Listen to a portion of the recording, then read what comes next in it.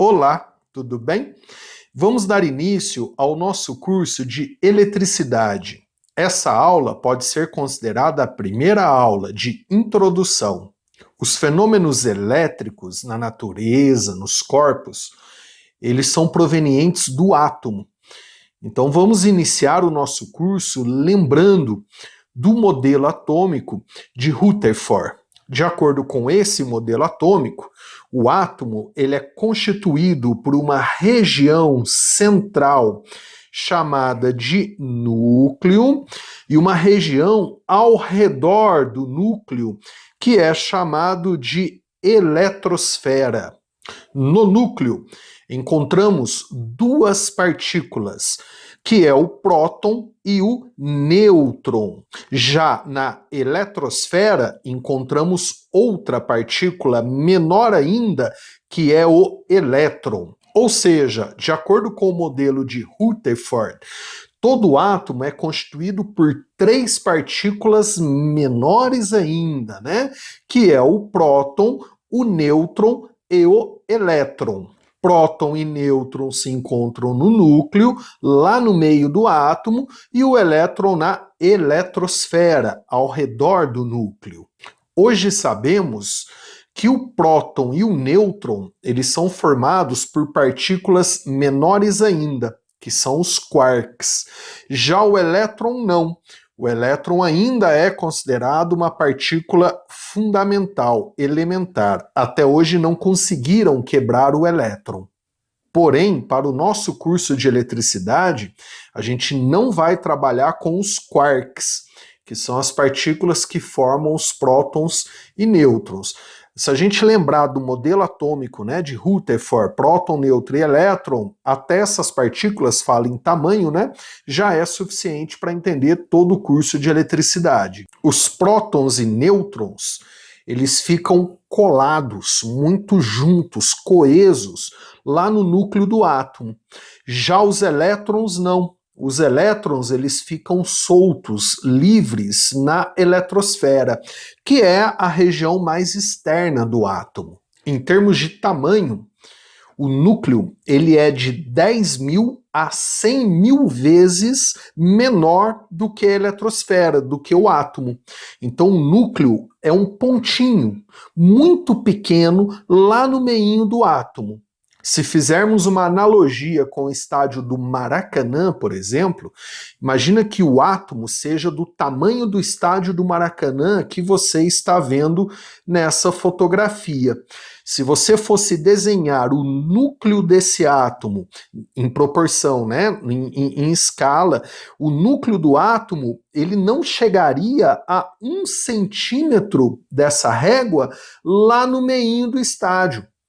Então, o núcleo do átomo, guarde isso durante todo o curso de eletricidade, a gente não consegue mexer no núcleo do átomo.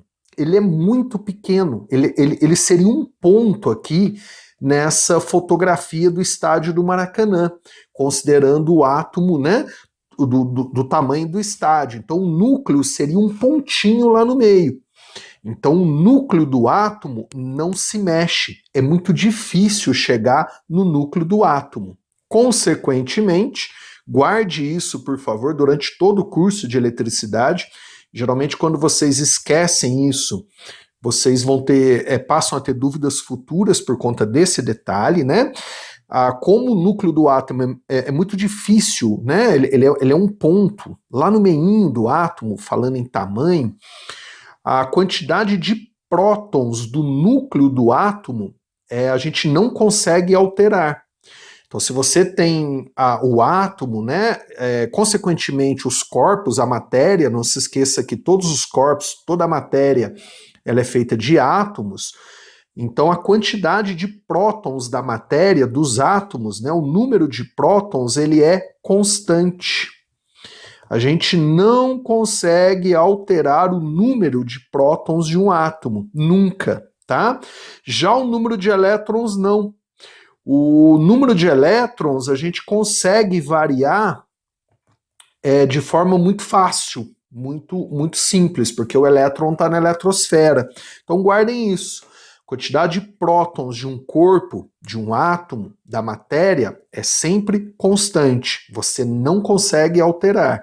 Já o número de elétrons se altera com muita facilidade. Eu não estou falando muito do nêutron, porque o nêutron é uma partícula que, para a eletricidade, ele não influencia muito.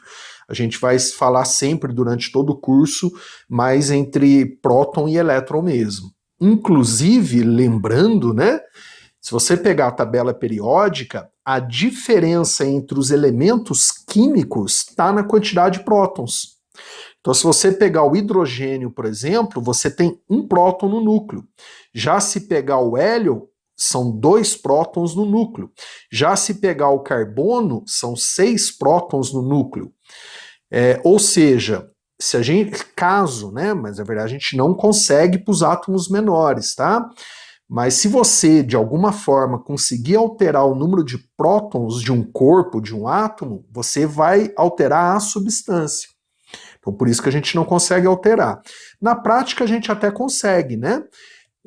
De algumas formas naturais ou até mesmo em laboratório, mas só se consegue, né, hoje, com a tecnologia que temos, alterar o número de prótons dos átomos maiores. Mas daí você muda o elemento químico.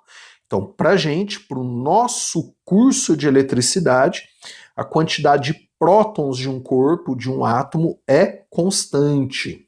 Já a quantidade de elétrons pode ser alterada com muita facilidade. Outro detalhe importante que eu peço que você guarde durante todo o curso, né, que geralmente dura 1 ano de curso, a partir de agora, sempre que eu for me referir aos prótons, ao invés de ficar escrevendo próton, próton, próton, né, uma palavra, né, às vezes na lousa tal, a gente pode abreviar a palavra para um P+.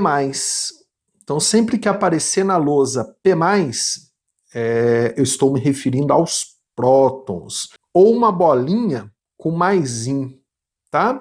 Já o elétron, a gente pode, ao invés de ficar escrevendo elétron, elétron, né, a gente pode abreviar a palavra com E com menuzinho.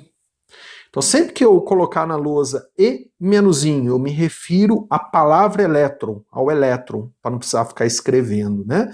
Ou uma bolinha com menuzinho. Como eu falei anteriormente, o nêutron é uma partícula que a gente nem fala, né, nela muito no curso de eletricidade, que ela não vai, na verdade, influenciar. Eu vou até falar nessa aula de hoje por quê. Mas aí o nêutron, né, para não precisar ficar escrevendo nêutron, o nêutron a gente coloca uma bolinha com 0. Combinado?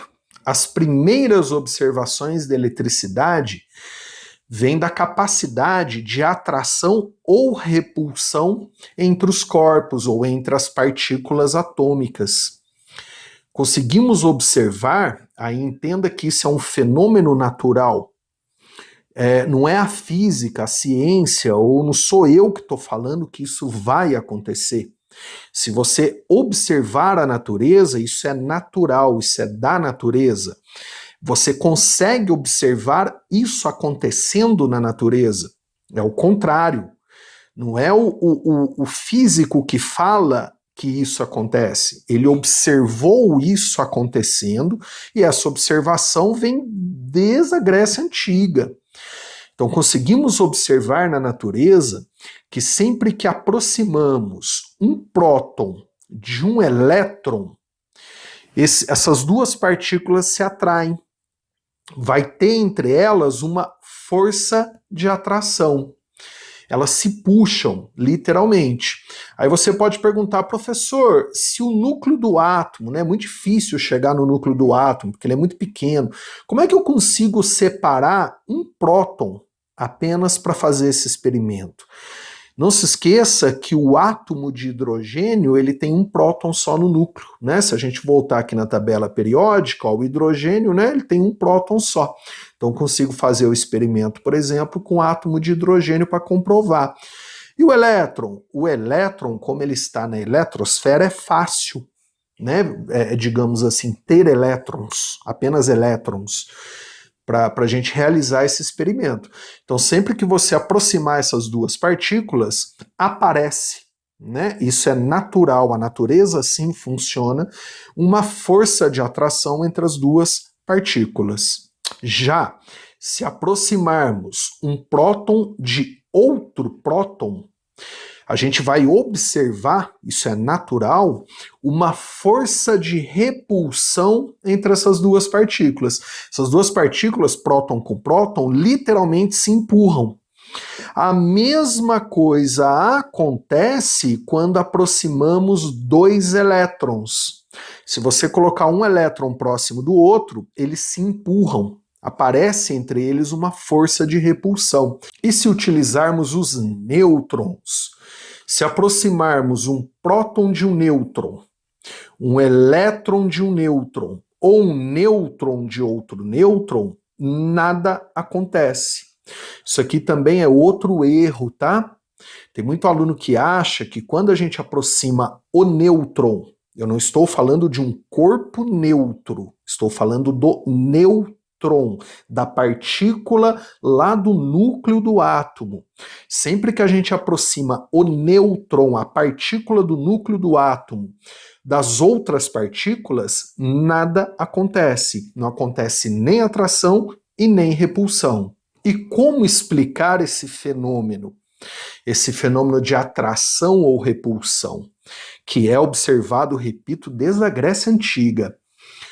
Já existiram várias explicações, inclusive já chamaram esse poder de atração-repulsão, que é da natureza, de vítrea e resinosa. O próprio nome eletricidade é proveniente disso. As primeiras observações lá na Grécia Antiga vêm do âmbar, dessa, né, atração-repulsão. Hoje, chamamos de carga elétrica a propriedade, né, da matéria natural que os corpos possuem, essas partículas atômicas possuem, que é a responsável pela atração e a repulsão entre as partículas atômicas.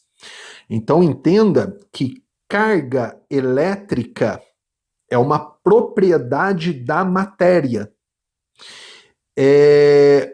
Quando o universo se formou, a carga elétrica, né, surgiu nas partículas. Se você é uma pessoa religiosa, por exemplo, acredita em Deus, você pode imaginar que Deus assim fez a natureza. Agora, por que o nome carga elétrica? Poderia ter outro nome. Como eu falei, já foi vítrea e resinosa. Se explicava assim, a natureza possui duas propriedades chamadas vítrea e resinosa, e a vítrea e a resinosa provocam a atração e a repulsão entre os corpos ou as partículas atômicas. Então hoje, né, recebe o nome de carga elétrica. Então carga elétrica, entenda, é uma propriedade da matéria. As partículas atômicas, consequentemente, os corpos, possuem carga elétrica por si só. É uma propriedade da natureza, da matéria. Todo corpo, toda partícula atômica possui essa característica, essa propriedade. O próton ele possui uma carga elétrica positiva, aí por isso do P mais e da bolinha com mais, né, para representar aí o próton. O elétron ele possui uma carga elétrica negativa, o nome da carga elétrica que ele possui, aí por isso do E- e da bolinha com menos.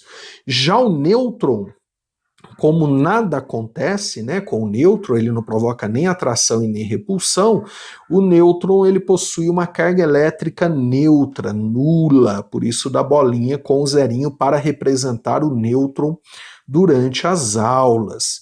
Sabemos também que o próton e o nêutron, né, já conseguiram quebrar e achar os quarks. Sabemos que a carga elétrica, na verdade, ela se encontra nesses quarks, que é o quark up, quark down. O nêutron ele tem carga elétrica neutra nula porque as cargas dos quarks se anulam. Já o próton não, o próton a carga positiva dos quarks prevalece. Já o elétron não, né? O elétron, como eu falei no início da aula, é uma partícula elementar fundamental, até hoje não conseguiram quebrar o elétron, ele possui a carga elétrica chamada de negativa. Aí sempre que aproximamos próton de próton ou elétron de elétron, cargas elétricas iguais, né? Positivo com positivo, negativo com negativo, você vai ter a repulsão entre as partículas. Já se aproximarmos um próton de um elétron, positivo de negativo, você vai ter a atração entre essas partículas. Com o nêutron não acontece nada, porque o nêutron não tem a carga elétrica. Não confundam, por favor, carga elétrica com energia elétrica, não é a mesma coisa. Carga elétrica não dá choque, não é isso que, né, dá o choque. Carga elétrica é algo que as partículas atômicas possuem, ou seja, que todos os corpos possuem, que provoca a atração e a repulsão entre as partículas atômicas ou entre os corpos, né, o que é o que a gente vai estudar. Então, carga elétrica não faz mais nada na natureza do que provocar, ser a responsável pela atração e repulsão entre as partículas atômicas ou entre os corpos, né? Então guardem isso, por favor. Continuamos na próxima aula. Legal? Encarem essa aula como uma aula aí de introdução, né? Bem de início. Então um abraço e até a próxima aula.